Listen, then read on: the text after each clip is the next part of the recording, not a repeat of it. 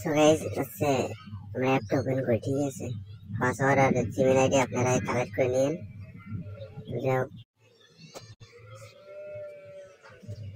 বলতেছি আরেকটা কথা, যে 100% কিন্তু কোনো কিছু হয় না, এটা মনে রাখেন। জিমেল আইডির পাসওয়ার্ড জোগাড় করে নিন, এটা মাথায় রাখেন। ভিডিওর ভিতরে জিমেল আইডির পাসওয়ার্ড থাকবে, ঠিক আছে। আমার নয়েজ আসতে পারে শুক্রবারের দিন, এটা